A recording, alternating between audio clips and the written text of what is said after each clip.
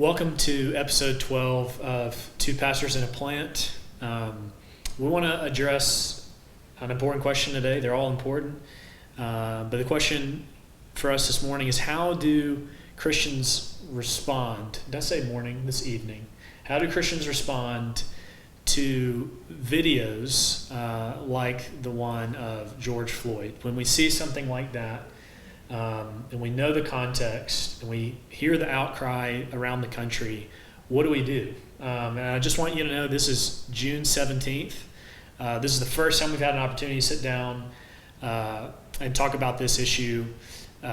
We filmed, I think, 3 weeks ago. This wasn't even a thing. And so obviously this is a huge conversation. We felt like the DNA of this show is to talk about stuff like this whenever things come up. And so we want to talk about that and the issues surrounding it.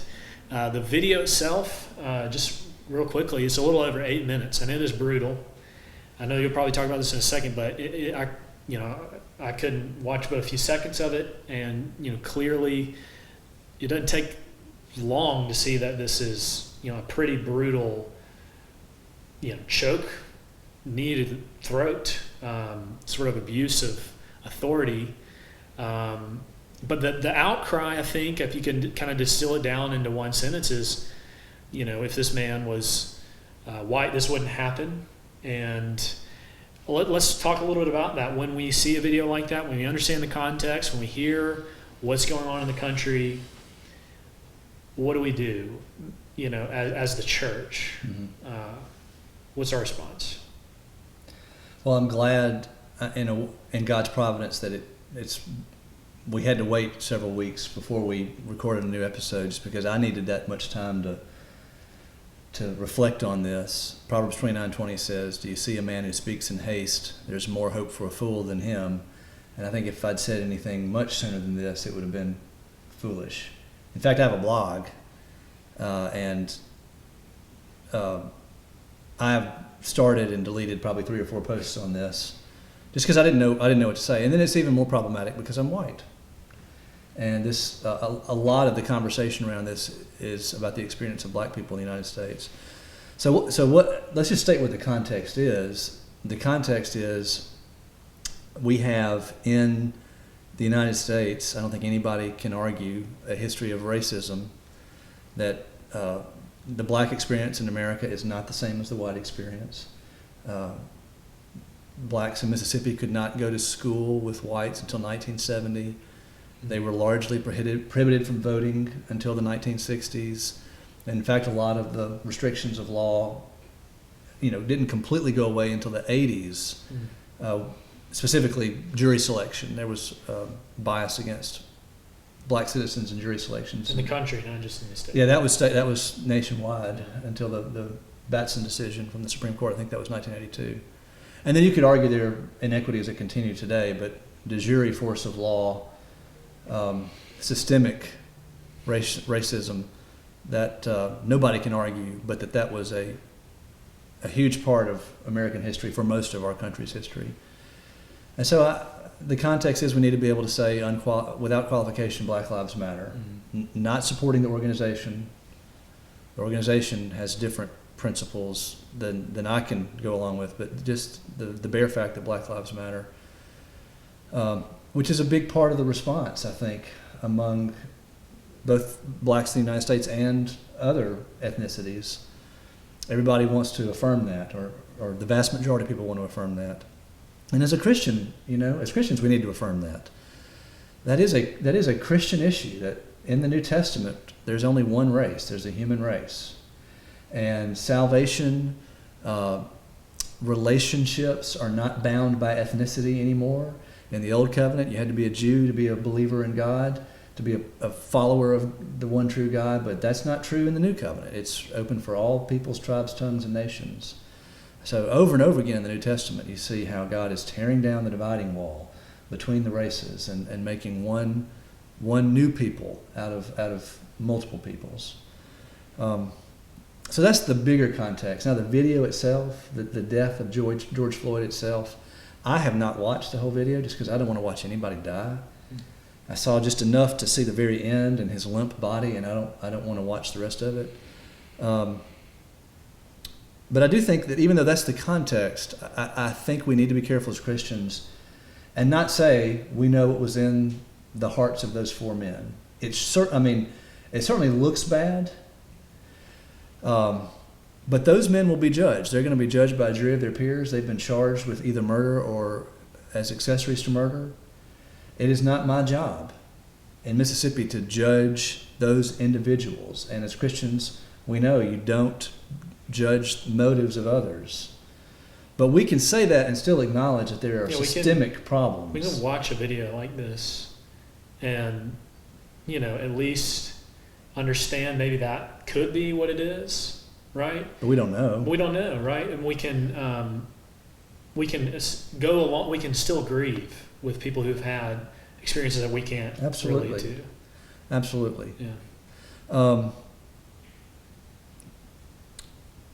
In fact, this is such a fraught issue, I had to take notes, and this is the first time I've ever brought notes to one of these podcasts. There's only so much we can do right. as citizens of Mississippi about something that takes place in Minneapolis. So how can we as individually Christians respond to this? I think we can work locally and just make sure that what happened in Minneapolis, as best we can, doesn't happen here. And the big issue that we saw initially coming out of this was we need to ban chokeholds or whatever that position was that they had George Floyd in with the knee to the neck. We can ban those. So it turns out in Mississippi that's not taught, and the police department in Oxford, they don't use that particular.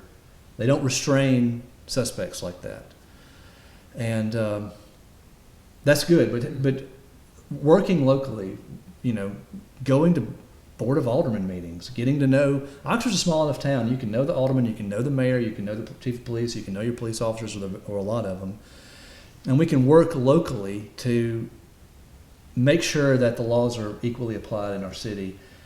And I think that's a more God-honoring way to reply than just, and I'm not saying it's wrong to do this, than just get on Twitter and blast somebody. Right. And perhaps just feel self-righteous for a little while because I'm not on the side of racists. Yep. Maybe a Twitter blast is justified, but I wouldn't to say that's all you're doing, are you really helping? I'm not so sure. And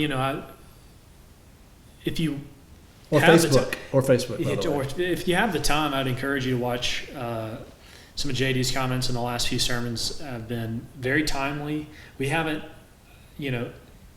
sort of stepped aside from our regular preaching.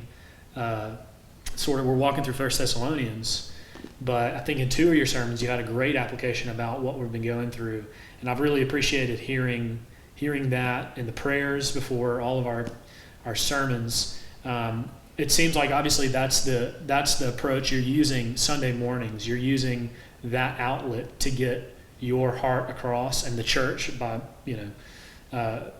ideas on this issue across. Why?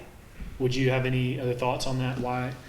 Yeah, so this kind of goes back to social media. Yeah. This is a social media driven phenomenon. We know that people were killed in custody before 2012, but Trayvon Martin was the first time I really heard it. Mm. What happened right before 2012?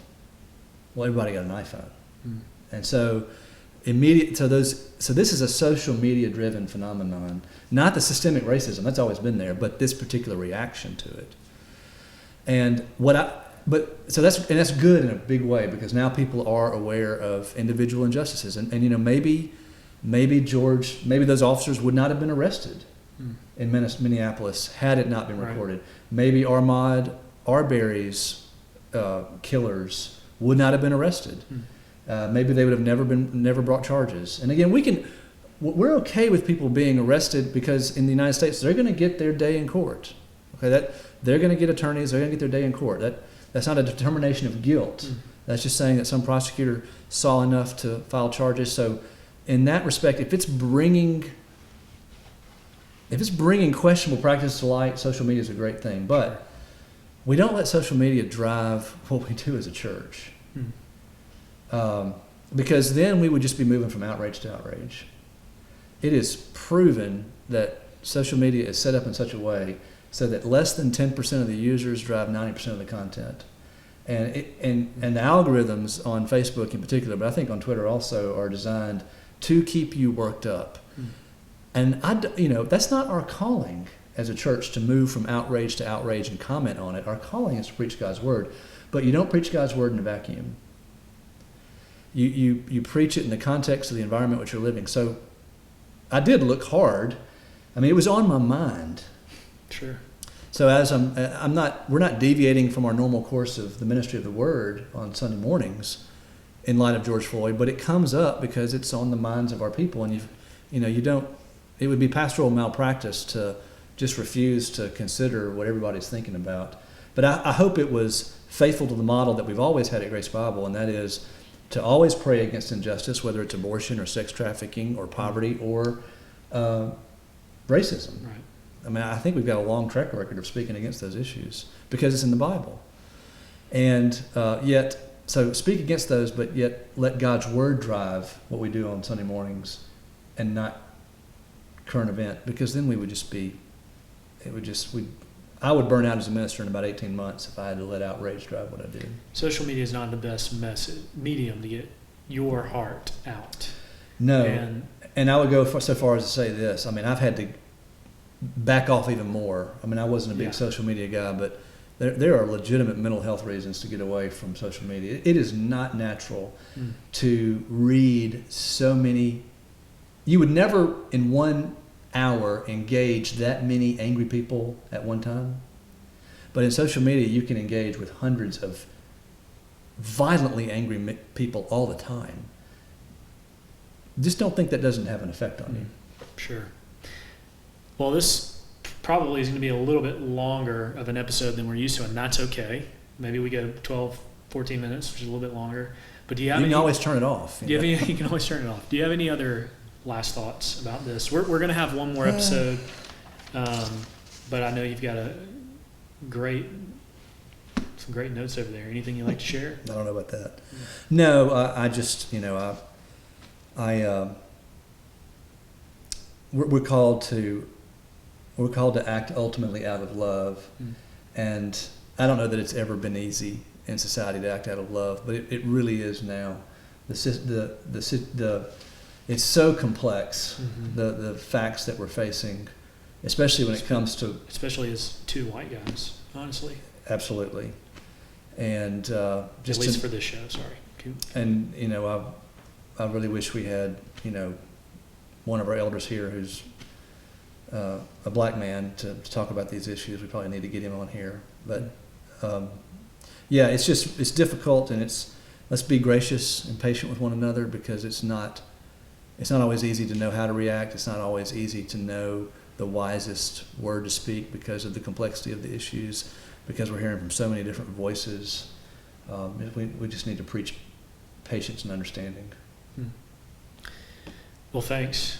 Again, hope you've enjoyed all these episodes. I hope this was helpful. I want to encourage, if you want to hear, even more about JD's thoughts, listen to the last few sermons and the prayers. Those have been really helpful for me, and I know our church has enjoyed that. So thanks again for watching. This has been episode 12. We've got one more episode. We'll talk a little bit more about protests and social media, right, and in that episode next week. So we'll hope you'll join us next week, and thanks for watching.